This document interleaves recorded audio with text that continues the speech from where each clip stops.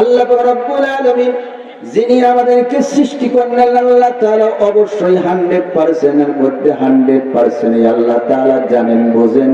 এই মানুষদেরকে সৃষ্টি করলাম এত আদর করে, মহব্বত করে, ভালোবাসা করে, এদের আকর্ষণ কোন দিকের মধ্যে? এই জন্য আল্লাহ তাআলা দুনিয়ার মধ্যে শয়তানকে পাঠায় দিলেন। শয়তান আর শয়তানের দোসররা এই পৃথিবীর জমিনের মধ্যে, পৃথিবীর সূচনা লগ্ন থেকে নিয়ে কিয়ামত পর্যন্ত মানব সম্প্রদায়কে, আল্লাহর বান্দা বান্দীদেরকে, বিশ্ব নবীর উম্মতদেরকে, আমাদের ভাই বোনদেরকে গান বাজনা, বাদ্যযন্ত্র, ঢোল তবলা, যাত্রা, বিভিন্ন গুণামূলক অনুষ্ঠানের মাধ্যমে তাদেরকে জাহান্নামের দিকে আহ্বান করবে। জোরে বলেন কথা ঠিক না বেঠিক? আল্লাহ রাব্বুল আলামিন বলেন, এই পৃথিবীর জমিনের মধ্যে শয়তান, শয়তানের দোসররা মানুষদেরকে জাহান্নামের দিকে আহ্বান করবে, ডাকতে থাকবে। আমি আল্লাহ পাক রব্বুল আলামিন তাদেরকে স্বীয় নির্দেশে মসজিদ মাদ্রাসার মাধ্যমে, পবিত্র কোরআনুল কারীমের তেলাওয়াত মাধ্যমে, এই ওয়াজ মাহফিলগুলোর মাধ্যমে, এরকম দ্বীনি আলোচনার মাধ্যমে, তাফসীরের মাধ্যমে তাদেরকে কিয়ামত পর্যন্ত জান্নাত আর ক্ষমার দিকে আহ্বান করব। ওয়ায়ুবাইয়িনু আয়াতিহি লিন-নাসি লাআল্লাহুম ইয়াতাযাক্কারুন। আমি আল্লাহ তাআলা আমার নিদর্শনাবলী পৃথিবীর মানব সম্প্রদায়ের জন্য সুস্পষ্ট ভাবে বর্ণনা করে দিব, যেন আমার বান্দারা এগুলো দেখে দেখে উপদেশ গ্রহণ করতে পারে, আর তারা পূর্বের হারানো ঠিকানা ওই জান্নাতের মধ্যে ফিরে যাইতে পারে। বলেন সুবহানাল্লাহ। বন্ধুরা আমার, কারা কারা জান্নাতের মধ্যে যাইতে চায় আর একবার কষ্ট করে হাত তুলে দেখাই। লিল্লাহি তাকবীর। আল্লাহ তাআলা তৌফিক দান করুন। জান্নাতে কারা যাবে? আল্লাহ রাব্বুল আলামিন পবিত্র কোরআনুল কারীমের 30তম নাম্বার পারায় সূরা ফজরের শেষ দিকের মধ্যে আল্লাহ তাআলা ঘোষণা করতেছেন, জান্নাতের মধ্যে যাইতে হলে কিছু গুণাবলী অর্জন করতে হবে। আল্লাহ তাআলা ডাক দিয়ে বলেন, ফাদখুলি ফি ইবাদি ওয়াদখুলি জান্নাতি। জোরে জোরে বলেন আল্লাহু আকবার।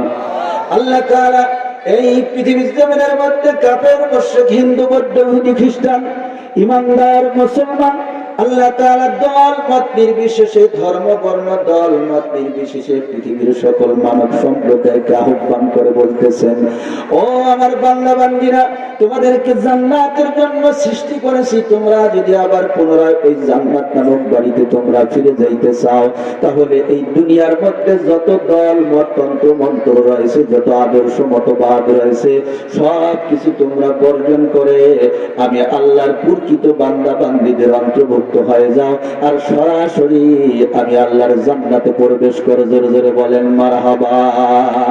বন্ধুরা আমার, সবাই আমরা জান্নাতের মধ্যে যাইতে চাই। নামাজ যারা পড়ে তাদেরকে যদি জিজ্ঞাসা করা হয়, ভাইজান মৃত্যুর পরে কোথায় যাইতে চান? কয় হুজুর জান্নাতের মধ্যে যাইতে চাই। নামাজ পড়ে না তাকেও যদি জিজ্ঞাসা করা হয়, মৃত্যুর পরে কোথায় যাইতে চান? কয় জান্নাতের মধ্যে যাইতে চাই। একটা মেন্টাল পাগল, দুনিয়ার তেমন কিছু বোঝে না, তাকেও যদি জিজ্ঞাসা করা হয় তুমি কোথায় যাইতে চাও? ওই হুজুর জান্নাতের মধ্যে যাইতে চাই। জোরে বলেন কথা ঠিক না বেঠিক? জান্নাতে তো কাফের, মুশরিক, হিন্দু, বৌদ্ধ, ইহুদি, খ্রিস্টান, নাস্তিক, মুরতাদ, বেঈমানরা ব্যতীত পৃথিবীর সকল ঈমানদার মুসলমান যারা রয়েছে, মুসলমানের বাচ্চা, মুসলমানের ঘরে জন্মগ্রহণ করেছে, তারা একদিন না একদিন সবাই জান্নাতের মধ্যে যাবে। জোরে জোরে বলেন মারহাবা। আল্লাহ রাব্বুল আলামিন পবিত্র কোরআনের মধ্যে বলেন, ইন্নাল্লাহা লা ইয়াগফিরু আন ইউশরাকা বিহি ওয়া ইয়াগফিরু মা দুনা যালিকা লিমান ইয়াশা। আল্লাহ তাআলা বলেন, এই পৃথিবীর জমিনের মধ্যে যারা আল্লাহ পাক রব্বুল আলামিনের জাত, ব্যক্তি সত্তা, অস্তিত্বের সঙ্গে যারা শরীক করবে, অন্য কাউকে যারা অংশীদার বলে সাব্যস্ত করবে, আল্লাহ তাআলা এই সমস্ত কাফের মুশরিকদের কখনো ক্ষমা করবে না।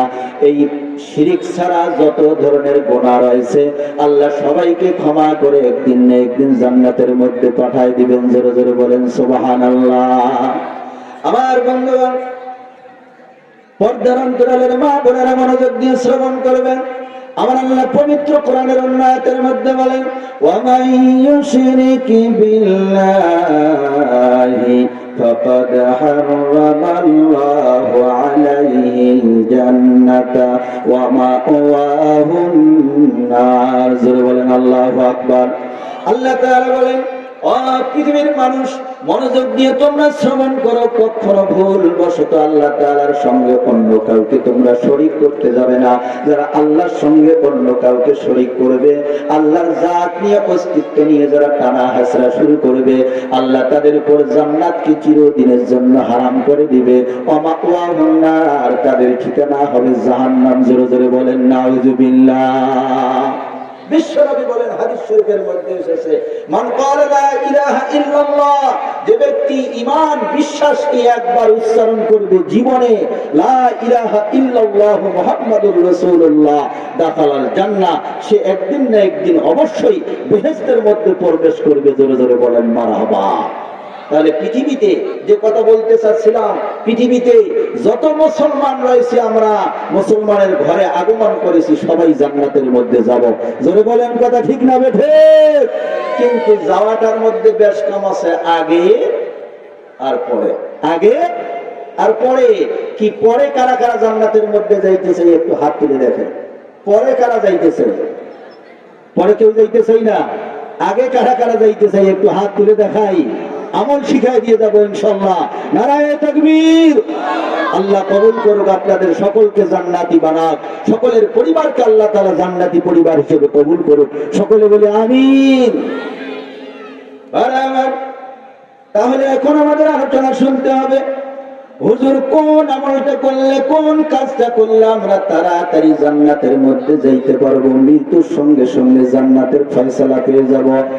বিশ্বনবীর সাহাবী হযরত আবী উমামা রাদিয়াল্লাহু তাআলা আনহু থেকে বর্ণিত, আল্লাহর রাসূল আজ থেকে প্রায় ১৫০০ বছর পূর্বে तमाम পৃথিবীর মুসলমানদেরকে জানাই গেলেন, ও পৃথিবীর মুসলমানেরা, মান করা আয়াতুল কুরসি দুবুরা কুল্লি সালাতিন মাকতুবাতিন, যারা পবিত্র কোরআনুল কারীমের একটি আয়াত আছে, নাম হলো আয়াতুল কুরসি। সামনে পরিচয়টা তুলে ধরব। এই আয়াতুল কুরসি নামক আয়াতটা যারা ফরজ নামাজের পরে দৈনন্দিন 5 বার পরে পাঠ করতে পারবে, নামাজের পরে আয়াতুল কুরসি নামক আয়াত যারা নিয়মিত পাঠ করবে, আল্লাহর রাসূল বলেন, লাম ইয়ামনাহু মিন দুখুলিল জান্নাতি ইল্লাল মাউত, ওই ব্যক্তি জান্নাতে যাওয়ার জন্য প্রতিবন্ধকতার সামনে শুধু মৃত্যু থাকবে, অর্থাৎ মৃত্যুবরণ করার সঙ্গে সঙ্গেই জান্নাতের মধ্যে চলে যাবে। বলেন সুবহানাল্লাহ। আল্লাহর রাসূল বলেন, লাম ইয়ামনাহু মিন দুখুলিল জান্নাতি ইল্লাল মাউত, ওই ব্যক্তি মৃত্যুবরণ করা দেরি, জান্নাতে যাওয়া দেরি হবে না। কি বলেন? অতি দ্রুত জান্নাতে যাওয়া যাবে। আল্লাহর রাসূল এই হাদিসের মধ্যে আমাদেরকে আমল শিখিয়ে গেলেন। আল্লাহু আকবার। এত সুন্দর আমল, শর্টকাট, ইমানদারের জীবন অত্যন্ত সহজ। যদি আমরা কোরআনের পথে চলি, যদি আমরা কোরআনের পথে থাকতে চাই, আল্লাহ তাআলা তৌফিক দান করুক। সবাই বলে আমিন। আমার বন্ধুগণ, কি আছে এই আয়াতুল কুরসি নামক আয়াতের মধ্যে? বিশ্বনবীর সাহাবী হযরত উবাই ইবনে কাব রাদিয়াল্লাহু তাআলা আনহু থেকে বর্ণিত, বুখারী মুসলিমের মধ্যে হাদিস এসেছে, হযরত উবাই ইবনে কাব রাদিয়াল্লাহু তাআলা আনহু একদিন বলেন, বিশ্বনবীর সঙ্গে আমি পথ ধরে চলতেছি, সামনে হাঁটি হাঁটি পা করা অগ্রসর হইতেছি। বিশ্বনবীকে ডাক দিয়া বলেন, ইয়া আবুল মুনজির, হে আবুল মুনজির, মুনজিরের পিতা উবাই ইবনে কাব, তুমি কি জানো পবিত্র কোরআনুল কারীমের মধ্যে আল্লাহ তাআলা 30টি পারা, 114টি সূরা, 6666টি আয়াতে কারিমা নাযিল করেছে। এর মধ্যে সবচেয়ে উত্তম আয়াত, শ্রেষ্ঠ আয়াত কোনটি? আমি প্রথমবার বললাম না, ওগো আল্লাহর রাসূল, আমি বলতে পারবো না। আল্লাহু আ'লাম ওয়া রাসূলুহু, আল্লাহর রাসূলই ভালো জানেন। জোরে জোরে বলেন মারহাবা। বন্ধুরা আমার, হযরত উবাই ইবনে কাব বলেন, দ্বিতীয়বার আল্লাহর রাসূল জিজ্ঞাসা করলেন, ইয়া আবাল মুনজির, ইয়া উবাইয়া ইবনে কাব, তুমি কি জানো পবিত্র কোরআনের 6666টি আয়াতে কারিমার মধ্যে কোন আয়াতটা শ্রেষ্ঠ, কোন আয়াতটা অত্যন্ত দামি উত্তম? আমি এবার আল্লাহর রাসূলের পীড়াপিড়িতে উত্তর না দিয়ে আর স্থির থাকতে পারলাম না। আমি উত্তর প্রদান করলাম, ইয়া রাসূলুল্লাহ, ইয়া হাবিবাল্লাহ, যে আয়াতটি সবচেয়ে আল্লাহ তাআলার কাছে বেশি প্রিয়, বেশি দামি, সেই আয়াতটি হলো আল্লাহু লা ইলাহা ইল্লা হুয়াল হাইয়ুল কাইয়্যুম। পড়েন আমার সাথে, আল্লাহু লা ইলাহা ইল্লা হুয়াল হাইয়ুল কাইয়্যুম লা তা'খুযুহু সিনাতুন ওয়া লা নাওম ইলা আখিরিল আয়া। বিশ্বনবীর কাছে যখন জানাইলাম, উত্তর প্রদান করার সঙ্গে সঙ্গে বিশ্বনবী বললেন, এ আবাল মুনজির, মুনজিরের পিতা উবাইয়া ইবনে কাব, আমার প্রিয় সাহাবী, তুমি এত সুন্দর সঠিক অ্যানসার প্রদান করছো, এজন্য তোমাকে ধন্যবাদ। তোমার এলেম শুভ হোক। আজকে শুনে রাখো, পবিত্র কোরআনের মধ্যে এই একটি মাত্র আয়াত রয়েছে, যে আয়াতটির মধ্যে আল্লাহ তাআলা ইসমে আজম নামক দোয়াকে লুকিয়ে রাখছেন। জোরে জোরে বলেন মারহাবা। ইসমে আজম মানে এমন দোয়া, যে দোয়া পরে আল্লাহর কাছে যখন যা চাবেন আল্লাহ সঙ্গে সঙ্গে তাই দিয়ে দিবে। জোরে জোরে বলেন মারহাবা।